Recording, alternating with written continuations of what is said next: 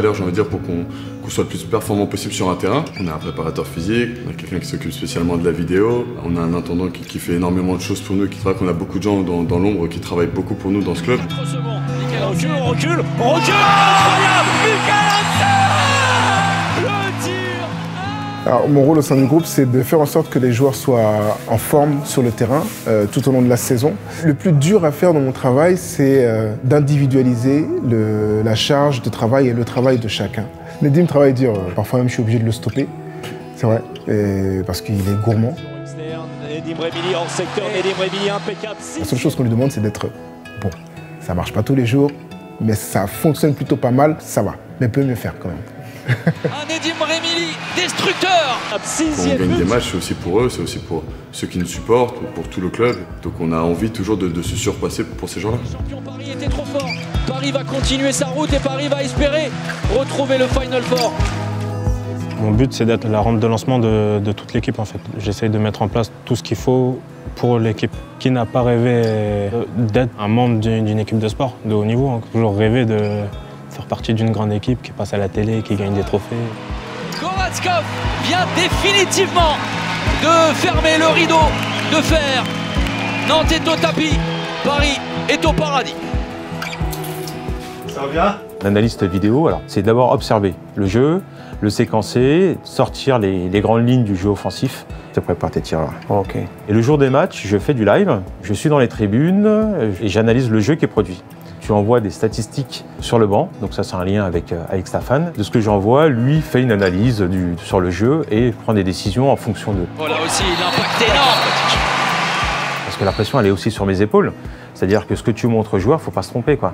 Tu es toujours sur le qui-vive quoi. Tu fais toujours attention à tout quoi. Quand tu gagnes, tu te dis toujours que ton travail est bien fait.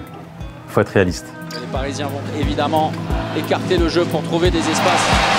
Et le but? Alors nous, notre rôle, parce qu'on est plusieurs, on a un staff, on travaille avec un médecin et 3 kinés depuis cette année, c'est d'aider les joueurs à réaliser leur performance et d'être le moins blessé possible toute l'année. Le perforateur, longue distance, Nicolas Karabatic. Et tout le temps dans la recherche de la performance en fait. De la rage du combat, de l'abnégation de tous les instants. Nous, on est déjà assez fiers quand on remet assez vite et bien un joueur, on est fiers de le voir marquer des buts et ainsi de suite. Énormément d'intensité, on le disait.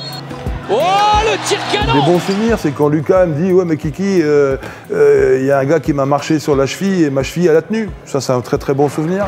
L'histoire de Houveux, par exemple, voilà, il fait un petit problème. Il y a beaucoup de choses qui se passent tout autour. Il y a beaucoup de stress.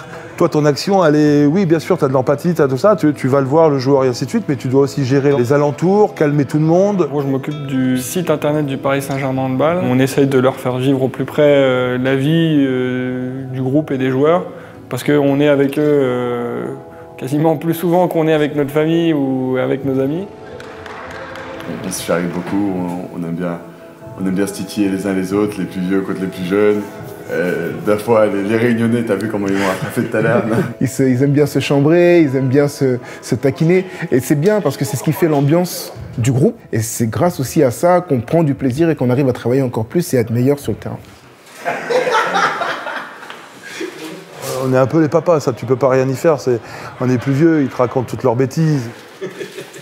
Allez, abaisse le pantalon. On passe tellement de temps ensemble, que ce soit sur les stages ou sur les entraînements ou sur les matchs. Une partie de nous, inconsciemment, se prend complètement au jeu. Donc on est obligé on vibre avec eux. Donc quand on gagne ensemble, quand on perd ensemble. Parce qu'on a l'impression aussi de gagner quelque part, même si en soi, sportivement, on n'y est pour rien, mais on a cette impression-là. Caballo, la fixation, et derrière, le tir l'assaut. Je pense que c'est une équipe qui n'a pas de limite. Cette année, on arrive vraiment à avoir une équipe qui est soudée. On a l'impression, quand on vit avec eux, que rien ne peut les toucher. Ils ont une sorte de volonté toujours d'avancer et toujours de réussir à chaque fois. Sur Michael Hansen. Mais Paris était plus fort. Paris mérite logiquement ce sacre. Paris tient enfin sa Coupe de la Ligue, la première de son histoire.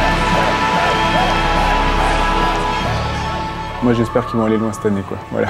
Ce qui serait extraordinaire, ce serait la Ligue des Champions. Tout le monde y pense inconsciemment. Comme dirait un très grand philosophe, Lucas Ballot, c'est pas un rêve. Le rêve, il faut aller le chercher, quoi.